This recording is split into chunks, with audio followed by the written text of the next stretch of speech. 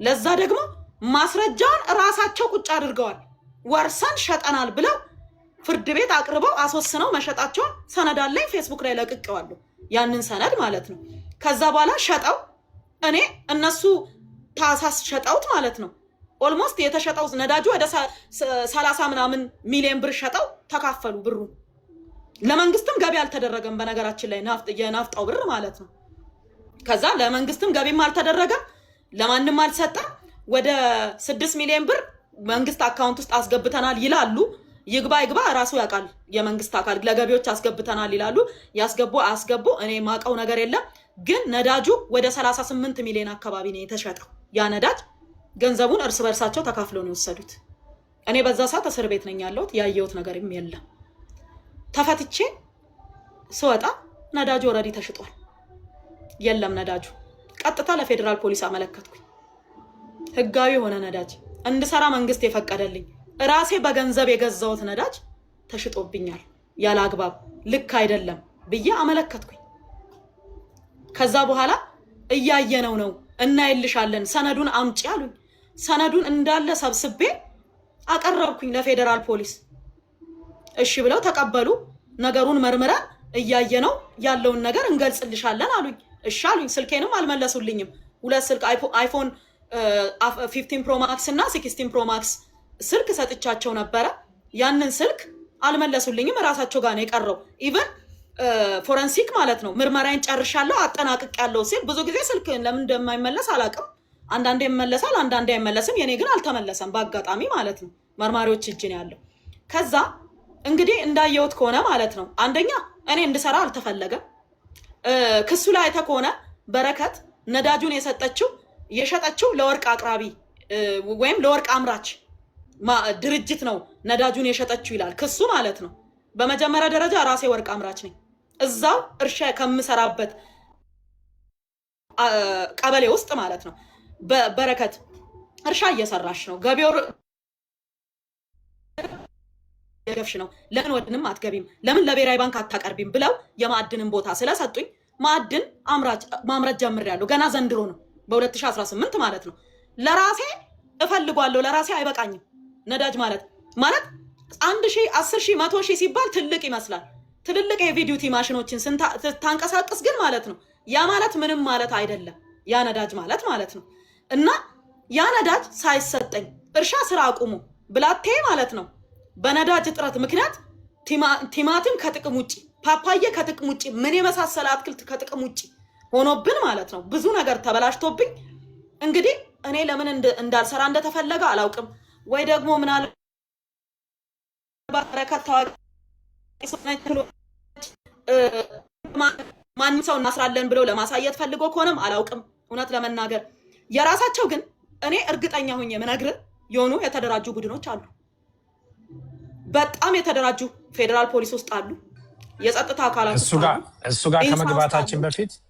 ጋር ከመግባታችን በፊት አይደለም ይውልክ አንድ ላይ የተያዘ ነገር ስለሆነ ፊራ አንዴ ስማ ይውልክ እሺ ገባ አርቲፊሻል ኢንተለጀንስ ውስጥ አሉ ፍትህ ሚኒስቴር ውስጥ አሉ እጅግ በጣም የተደራጁ ሰዎች የራሳቸውን አጀንዳ የሚያስፈጽሙ ማንም ይሁን ማንም ከመምታት ወደ ኋላ ማይመለሱ ህግ ከለላ እየሰጣቸው በቃ የህግ ውስጥ ነው ያሉት እነዚህ ሰዎች ገባ እኔ ባልሸጥኩት ነዳጅ ራሳቸው ሸጠው በወሰዱት ነዳጅ እኔ እስር ቤት እያለው ለተሸጠ ነዳጅ በድንገት ተከሳሽ ሆኜ መጣሁ እኔ እኮ ተሽጦብኛል ብዬ እኮ ለፌደራል ፖሊስ አመልክቼ ምርመራ ላይ ነው ያለው ፌደራል ፖሊስ እያየልኝ ነው ያለው ኬዙን ማለት ነው ተሽጦብኛል ነዳጁን አልወሰርኩም ብዬ 25 ሚሊዮን ብር የከፈልኩት አልወሰርኩም ነዳጁን ብዬ አመልክቼ ሳበቃ ማለት ነው መርምረው የሆነ ነገር ማድረግ ሲችሉ እኔ ራሴ ጭራሽ ተከሳሽ ሆኜ መጣሁ ነዳጁን አባክነሻል ሸጠሻል ተብዬ ማለት ነው ያልወሰርኩትን ነዳጅ እስር ቤት እያለው የወጣ ነዳጅ ከጅቡቲ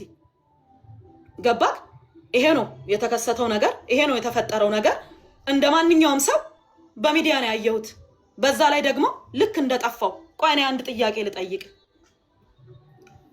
ፊንቴክ ኢንቨስትመንት ስለ ፊንቴክ ኢንቨስትመንት ስናወራ ዋናው መስራቹ ሰውዬ ማን ነበር ስሙ ዋናው ሰውዬ ፊንቴክ እኮ ግርማይ ገብረ ሚካኤል ነው የሚባለው የሳውዝ አፍሪካው ዋንጫ ያዘጋጀ የነበረው ግርማይ ነገ ሰው እንሆናለን ታክሲ ሰርተን እንለወጣለን የተለያየ ንብረት ሸጠው ከየትም ከዘመድ ከወገንም አስቸግረው በጣም ምስኪን ወገኖቻችን ወስደው ያስረከቡትን ገንዘብ 1.6 ቢሊዮን ብር ይዞ ጠፋ የተባለ ሰው ነው። ክስ ከተመሰረተበት 2 ወር አልፎታል። ይሄ ሰውዬ ወንትር ተብሎ ተለጥፎ አይተው ታውቃለህ? ተፈላጊ ተብሎ ተለጥፏል። እስካሁን ድረስ አይተዋል? እሱን ሰው አላየኸው?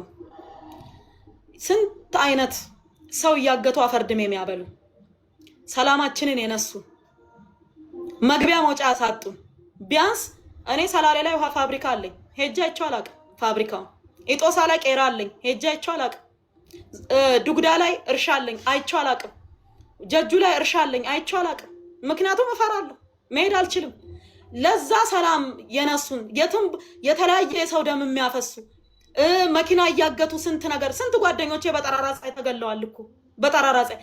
ያንን ድርጊት የፈጸሙ ስንት ነገር ያደረጉ ሰዎች ተፈላጊ ተብለው ባልተፈለጉበት ሁኔታ በረከት ሀገር ላይ 8 ሚሊዮን ብር ኪሳራ አድርሳለች። 8 ሚሊዮን ኢትዮጵያ ብር ኪሳራ አድርሳለች። 8 ሚሊዮኑን ምነው አንድ መኪና አሮጌ መኪናዬን ወስደው ሸጦ አይወስዱ? ምን ችግር አለ?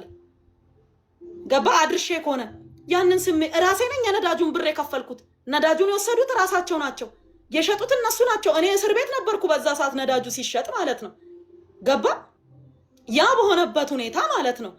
እንዴት ነው እኔ 8 ሚሊዮኑን ኪሳራ ያደረስኩት መንግስት ላይ? ያልወሰድኩትን ነዳጅ አልወሰድኩም እኮ ነዳጁን። ለዛም በህጋዊ መንገድ ይሰጣት ይፈቀድላት ተብሎ የተፈቀደልኝን ነዳጅ ገባክ? የተፈቀደልኝን ነዳጅ ሳልጠቀም ሳልወስድ 8 ሚሊዮን ኪሳራ እንዴት ነው ያመጣሁት? እስቲ እንዴት ነው ያደረኩት? እኔ ነኝ እኮ የከሰርኩት። ብሬም ተወስዶ ነዳጄም ተወስዶ ሳልወስድ ምኑንም ነገር ሳልወስድ ባዶ እጄን የገባሁት ገባ? እኔ በረከት ነኝ። እንዴት አድርጌ ነው 8 ሚሊዮን ኪሳራ ሀገሪቷ ላይ ያደረኩባት? ገባ? እኔ ይሄንን የሰሯቸውን ስራ የምታውቃቸው ናቸው። ዘርዝሬ ልናገር ብል ማለት ነው። ገባ? እኔ አንድ ነገር እንድትገነዘብልኝ ወይም እዚህ ጋር የሚሰማኝ ሰው እንዲገነዘብልኝ የምፈልገው አንድ ነገር አለ። ትምህርት ቤት ከአንድም 3 ገንብቻለሁ። ምገባ ማዕከል ከአንድም 2 ገንብቻለሁ። አንዱ በመጠናቀቅ ላይ ነው። ክሊኒክ ገንብቻለሁ። ለመከላከያ ረድቻለሁ። ለፌዴራል ፖሊስ ረድቻለሁ። ጎፋ ላይ ችግር ሲደርስ ነበርኩ። ወላይታ ላይ ችግር ሲደርስ ነበርኩ። የቦረና ድርቅ ላይ ነበርኩኝ። በማንኛውም ሰዓት ወገኖቼ በፈለጉኝ ሰዓት ሁሉ አለው። እንደሌላ ሰው ከማበላቸው ከምጦራቸው አረጋውያን ጎኖኜ ቪዲዮ ተነስቼ አልፖስትም። ምክንያቱም እግዚአብሔር ከመዘገበልኝ እግዚአብሔር ካየልኝ ይበቃኛል ብዬ ስለማስብ ሰዎቹንም ማሳቀቅ ስለማልፈልግ የምመግባቸውን ሰዎች 10 የማስተምራቸውን ህፃናት 10 እየቀረጽኩኝ መልቀቅ አልፈልግም ቪዲዮ። እነዚህ ህፃናት ነገ አድገው የት እንደሚደርሱ አይታወቅም። ስለዛ አበላቸው መገብኳቸው ብዬ ሰዎችን እያነሳው ቪዲዮ መለጠፍም መቅረጽም ማድረግም አልፈልግም። ከንጹህ ላቤ ከእርሻዬ አምጥቼ ከ1000 በላይ አረጋውያንን እጦራለሁ። 400 ህፃናትን መግቤ አስተምራለሁ። ኦሮሚያ ላይ 3 ትምህርት ቤት ገንብቻለሁ። አንደኛው ትምህርት ቤት በመጠናቀቅ ላይ ነው ያለው። ይሄንን አድርጌያለሁ። ምገባ ማዕከል አዲስ አበባ ላይ ትልቁን ምገባ ማዕከል የገነባሁት እኔ ነኝ። የአዲስ አበባ ከተማ በልማት የወርቅ ተሸላሚ ነኝ። ኦሮሚያ ክልል ከፍተኛ ስንዴ አምራች ተሸላሚ ነኝ። አርሲ ሊጣ ላይ ተሸላሚ ነኝ። አርሲ ላይ ተሸላሚ ነኝ። ደቡብ ክልል ተሸላሚ ነኝ። እውነት ለመናገር ከዛም አልፎ ተርፎ የአፍሪካ ስራ ፈጣሪ ሴቶች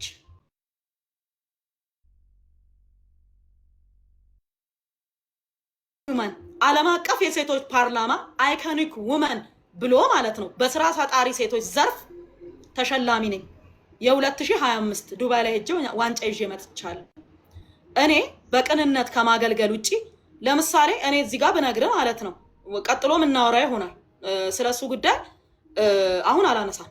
በኋላ እያወራን ስንሄድ አነሳለሁ። ውሃ መውሰድ ካለብሽ ውሰጂ። አንዴ ኮፒ ሊንክ አድርጉት። እኔም ውሃ ላምጣ 1 ደቂቃ እስከዛ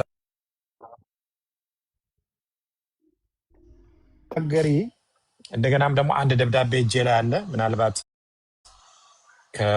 አይ ቲንክ የተያዘ ነዳጅ እንዲለቀቅ ስለመጠየቅ ይላል። ስለዚህ ጉዳይ እንድትነግሪ እንፈልጋለን። ለህዝቡ አነብና ደብዳቤው መጀመሪያ ህጋዊ ስለመሆኑ የቤኒሻንጉል ነው የጋምቤላ ህዝባዊ ብሔራዊ ክልላዊ መንግስት በአኝዋ ብሔራዊ ዞን የሚልና ማዕተብ ያለው የኢትዮጵያ ባንዲራና የክልል ባንዲራ ያለበት ፊርማ ማህተብ ያለው ኡጁሉ ዋጎ የሚል ያለበት ህጋዊ ስለመሆኑ እንትን አደርጋለሁ። ከዛ ላንብበው። ምንድነው የሚለው? በጋምቤላ ህዝባዊ ብሔራዊ ክልላዊ መንግስት በአኝዋ ብሔር ዞን የዲማ ወረዳ መስተዳድር ጽህፈት ቤት ይላል። ቁጥር ዴኤስ ምናምንና 70/018 ይላል። ቀን በ14/01/2018 ይላል። ጋምቤላ ይልና ጉዳዩ የተያዘ ነዳጅ እንዲለቀቅ ስለመጠየቅ ይላል። ከላይ በርዕሱ ለመግለጽ እንደተሞከረው በዲማ ወረዳ አቻና ቀበሌ ከተለያዩ ማህበራትና አርሶ አደሮች ጋር በኮንትራት ሲያለሙ የቆዩ እና በዚህ ወረዳ አቻና ቀበሌ የራሳቸው 400 ሄክታር የእርሻ ኢንቨስትመንት ስራ ላይ የተሰማሩ ወይዘሮ በረከት ወርቁ አይደራ የእርሻ ኢንቨስትመንት በረከት ገበሬዋ ለስራቸው ይረዳ ዘንድ ከጅቡቲ መሆነ ከመሃል ሀገር ያስመጧቸው ጭነት ነዳጅ ጨምሮ በደቡብ ምዕራብ ክልል ሚዛን አማን ከተማ በቀረጥና የኮቴ ከፍተኛ ክፍያ እየተጠየቁ መኪኖቹና ሹፌሮቹ ያለአግባብ ለቀናት ታስረው በመቆየታቸው ስራቸውን ለመስራት እጅጉን እንደተቸገሩና የሚያመጡትን መኪኖች ትክክለኛ መዳረሻ መሰማራታቸውን ይዘው እየተጓዙ ቢሆንም መዳረሻቸው ሳይደርሱ መንገድ ላይ ለቀናት እያቆሙ ስለሆነ የተያዙ የነዳጅ ሰሌዳ ቁጥር 87 23 26 63 97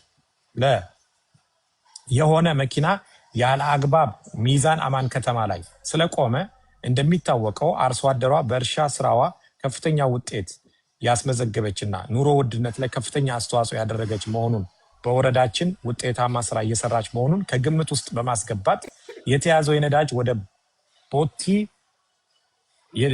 የነዳጅ ቦቲ ወደ ትክክለኛው መዳረሻ እንዲመጣ ከሚመለከታቸው አካላት ጋር በመነጋገር መፍትሄ እንዲሰጣቸው በአክብሮት እንጠይቃለን ይልና የጋምቤላ ህዝባዊ ክልላዊ ብሔራዊ መንግስት ፖሊስ ኮሚሽን ይላል። ግልባጭ የተላከላቸው ለጋምቤላ ህዝብ መንግስት ኢንቨስትመንት ኮሚሽን ይላል። ለጋምቤላ ህዝባዊ ክልላዊ መንግስት ዲያስፖራ ማስተባበሪያ ጽህፈት ቤት ይላል። ለወይዘሮ በረከት ወርቁ አይደራ ዲማ ይልና ኡጁሉ አጉዋ የዲማ ወረዳ ዋና አስተዳዳሪ ይላል እና እዚህ ጋር ነዳጁ እንደተያዘ ይናገራል። ቅድም ያነሳሽው ሐሳብ ደግሞ አንቺ እስር ቤት እያለሽ ነዳጁ ተጭኖ ወደ ዲማ ወደ ጋምቤላ እንደሄደ ገልጸሽልን ነበር። እዛ እያለሽ አንቺ 25 ሚሊዮን ብር ከፍዬ ነው ነዳጁን የገዛሁት ከኖት ጋር የተፈራረምኩት አለ እና እስር ቤት እያለው ነዳጁ ወጪ ተደርጎ በራሴ ብር የገዛሁት 25 ሚሊዮን ብር ነዳጁ ወጪ አድርገውት ሸጠውታል። ከተሸጠ በኋላም ደግሞ የተሸጠውን ነዳጅ ለፌዴራል ፖሊስ ክስ መስርቻለሁ እንዲጠየቅልኝ ብያለሁ። ጥያቄን አቅርቤያለሁ። ጥያቄ ላይ ያለ መልሰው እነሱ ነዳጅ እንደ 8 ሚሊዮን ብር ኪሳራ እንዳደረስኩ አድርገው ነው የከሰሱኝ። ስለዚህ እኔ ያወጣሁት ወጪ 25 ሚሊዮን ብር ነው እና እዚህ ጋር አሁን ነዳጁ እንደተያዘና እንዲለቀቅ ጥያቄ ማን የያዘው አካል እዚህ ጋር ማን ነው የያዘው መጀመሪያ ነዳጁን? ስለዚህ እዛ ከተራገፈ በኋላ ደግሞ ወጪ ያደረገው ማን ነው? ከዛስ ፌዴራል ፖሊስ ምን መልስ ሰጠ? ለሱስ ማመልከቻ ያስገባሽበት ቀንና ሰዓት ደብዳቤዎች አሉሽ? ለህዝቡ ፍርድ ቤት ይሄን ነገር ጥያቄ ሲቀርብ በፍርድ ቤት ቆመሽ የፍርድሽ ቀን ወይ የቀጠሮ ቀን እነዚህ ነገሮች በትክክለኛነቱን ለማረጋገጥ ያስችልሻል ወይ? አለሽ ወይ ሰነዶቹ? የፌዴራል ፖሊስስ ይሄ ክስ እጁ ላይ ያለ ታዲያ ለምን አንቺን ወንትድ ብሎ ሊያወጣ ፈለገ? ምንድን ነው ጉዳዩ ብለሽ ታስቢያለሽ አንቺ? አሁንም እንደምነግርህ ምን እንደተፈለገ አልገባኝም። ምን እንደፈለጉ አልገባኝም። እርግጠኛ መሆንልህ ደግሞ ከዚህ ጉዳይ ጀርባ የራሳቸውን አጀንዳ የሚያስፈጽሙ ሰዎች አሉ ብዬ አምናለሁ። በጽኑ ነው ማምነው። ገባክ? እኔ ነዳጁ ተያዘ ተባለ እንደነገርኩ እኔ እስር ቤት ነኝ ያለሁት። ነዳጁ ተያዘ፣ ተጻጻፉ፣ ይለቀቅ የሚል አካል አለ፣ አይለቀቅም የሚል አካል አለ። እሱን ሁሉ ስወጣ ነው ያየሁት፣ ደብዳቤዎቹም ማለት ነው። ከዛ በኋላ ያ ነገር ነዳጁ ሄዶ ተለቆ ነዳጁ ተራግፏል። የት ማደያ ቀጥታ መጥቶ ተራገፈ። ከተራገፈ በኋላ ነው ዲፖን ሰብረው እንደገና ጨረታ አወጣም ብለው እዛው እርስ በርሳቸው ቋለ ጉባኤ ይዘው ተፈራርመው ነዳጁን ሸጡት። ከፈለክ ከላኩል ሰነዶች ውስጥ እና የጨረታ ሰነዱ አለ ማየት ትችላለህ። እንዳጫረቱና 47000 ሊትር ብቻ እንደሸጡ አድርገው የነበረው ነዳጅ ዲፖ ውስጥ የነበረው የተራገፈው ነዳጅ ዲስፓቹ እንደሚያሳየው 93 የተፈቀደልኝ 100,000 ሊትር ነው። ቦቴዎቹ 100,000 ሊትር ስለማይችሉ 93,851 ሊትር ናፍጣ ይዘው ነው የመጡትና ያራገፉት። የተወሰደብኝም እሱ ነዳጅ ነው የተራገፈው። ቀጥሎ ግን አላዘዝኩም ነዳጅ። ለምን? እስር ቤትም ስለነበርኩኝ ከተፈታሁኝም በኋላ ወደ 12.7 ሚሊዮን ብር አካባቢ ቀሪ ብር ነበረኝ ኖክ ማለት ነው። ብሬን መልሱልኝ ያልኳቸው። አልፈልግም፣ ምንም አይነት ናፍጣ አልፈልግም፣ ብሬን መልሱልኝ ያልኳቸው። ድጋሚ ነዳጅ አላዘዝኩም ማለት ነው። እና ይሄው ነው ያለው ነገር። አመልክቼ ለጠበቃዬ ሁሉንም ሰነድ ሰጥቼው የእያንዳንዱን በህጋዊ መንገድ እንደተጻፈልኝ፣ ምርት በህጋዊ መንገድ እያመረትኩ እንደሆነ፣ ያለ አግባብ እንደተወሰደብኝ፣ ግለሰቦች እንደተጠቀሙ 38 ሚሊዮን መሸጡን ከ38 ሚሊዮን እርስ በርሳቸው ግለሰቦቹ ደህንነት ውስጥ ያሉ ሰዎች፣ ፖሊስ ውስጥ ያሉ ሰዎች፣ የተለያዩ አመራር ንግድ ቢሮ ውስጥ ያሉ ሰዎች ገንዘቡን ተካፍለው እንደበሉ፣ ነዳጁን በፍጹም እኔ እንዳልተረከብኩኝና እኔ እስር ቤትን እያለው ነዳጁ እንደተሸጠ አመለከትኩ ማለት ነው።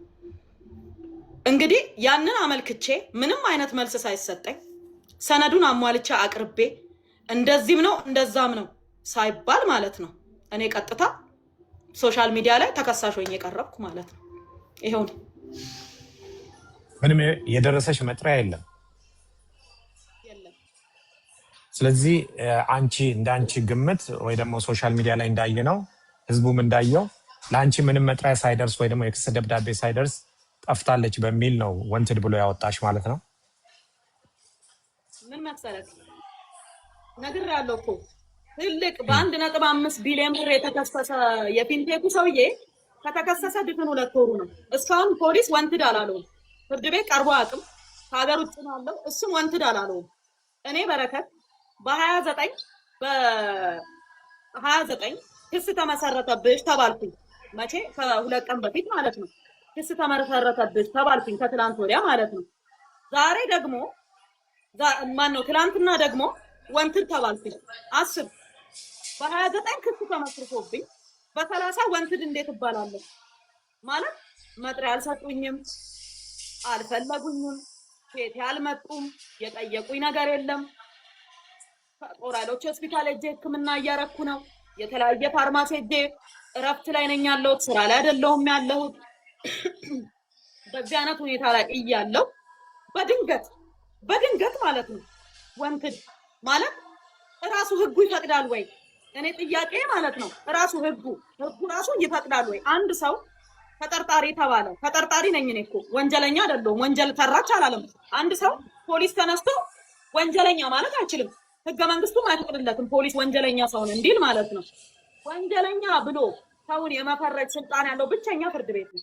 አንድ ሰው ፍርድ ቤት ቀድቦ ጊልቲ ከተባለ ጥፋተኛ ነው በቃ ከተባለ ማለት ነው የዛኔ ወንጀለኛ ይባላል። እስከዛ ድረስ ግን ተጠርጣሪ ነው ተብሎ የሚጠራው። እኔ ላደረኩት መልካም ነገር ጫካ ገብቼ ስለለፋው ስለደከምኩኝ ከማንም ኢትዮጵያዊ በላይ ልሁን አላልኩም።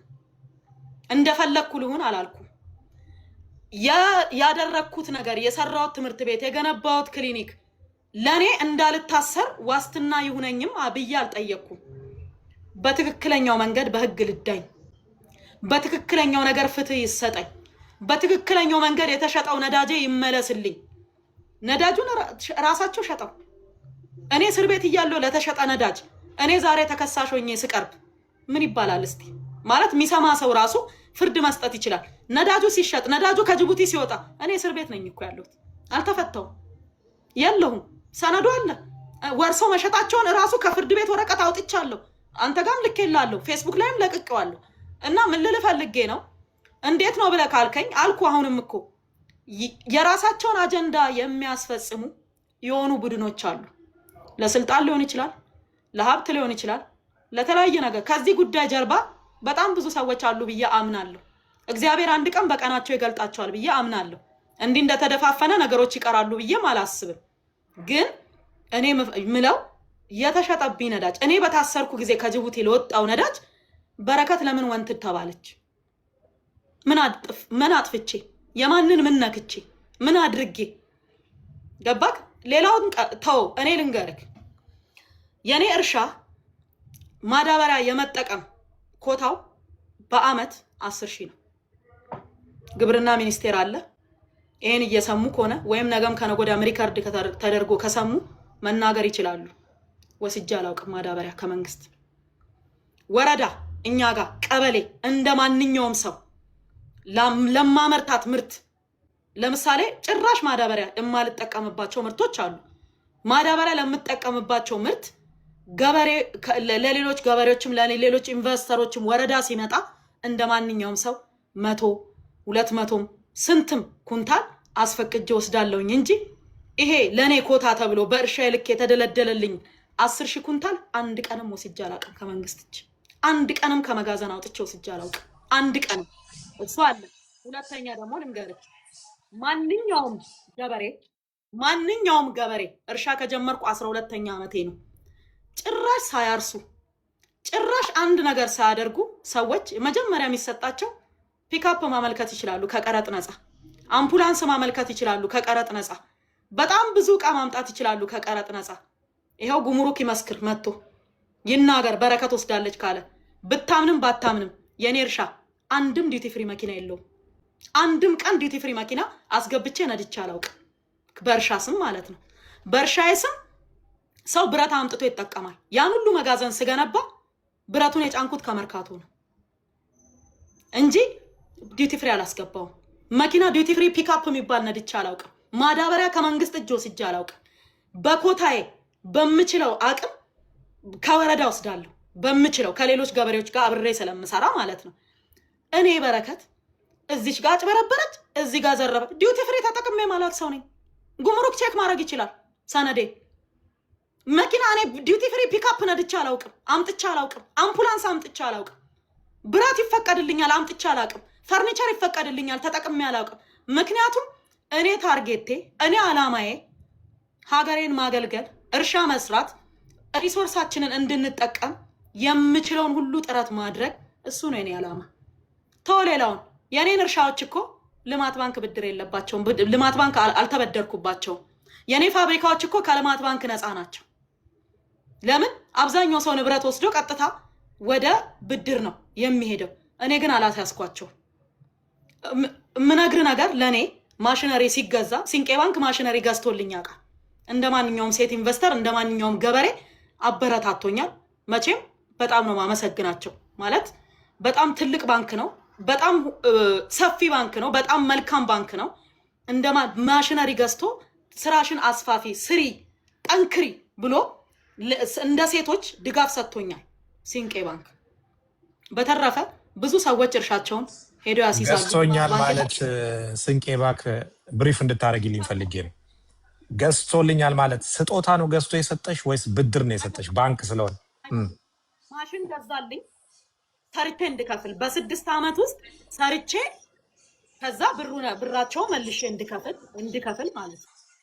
ስለዚህ ምን ያህል ማሽነሪዎች ነው የገዛልሽ? ሎደር ገዝቶልኛል፣ ትራክተሮች ገዝቶልኛል፣ መዝሪያ ማሽኖች ገዝቶልኛል። ኦልሞስት ወደ 50 ሚሊዮን ብር የሚያወጣ 50 ሚሊዮን። ስለዚህ 50 ሚሊዮኑን እንደ ብድር ነው የገዛልሽ ማለት ነው። እንደ ብድር ነው የገዛልኝ። ከዛ ላይ 29 ሚሊዮኑን ከፍለሻል። 29 ሚሊዮን ከፍለሻል። ስለዚህ አሁን ያው ከሲንቄ ባንክ ብድር ሲንቄ ባንክ አለብሽ። 29 ሚሊዮን ከፍለሻል፣ 50 ሚሊዮን ገዝቶልሻል ማለት ነው። ኦኬ። ለምን? ከዛ በተረፈ ፋብሪካዎቼም ንብረቶቼም ከብድር ከልማት ባንክም ጭምር ብድር ነፃ ናቸው። ምክንያቱም እኔ በገንዘብ ሚኒስቴር በኩል በድጋፍ ጽፌ በገንዘብ ሚኒስቴር በኩል በዲያስፖራ ኤጀንሲ በኩል ንጹህ ገንዘቤን አምጥቼ ነው ኢትዮጵያ ኢንቨስት ያደረኩት። ንጹህ ገንዘቤን። ስለዚህ አሁን ብድር ያለብሽ አንቺ አሁን ብድር ያለብሽ 29 ሚሊዮን ብቻ ነው 21 ሚሊዮን ብቻ ነው። ምክንያቱም 50 ሚሊዮን ሲንቄ ባንክ ሰጥቶሽ ነበረ። 29 የተወሰነ ወለድ ይኖራል። በወለድ ስለሆነ የተወሰነ ወለድ ሊኖር ይችላል። ግን እንደ ወለዱን ትተን ለህዝቡ ብሪፍ እንዲሆን 50 ሚሊዮን ሲንቄ ባንክ አበድሮ ማሽነሪዎች ገዛልሽ። ከገዛልሽ በኋላ የማበረታ ካበደረኝ ገንዘብ 29 ሚሊዮኑን መልሻለሁ።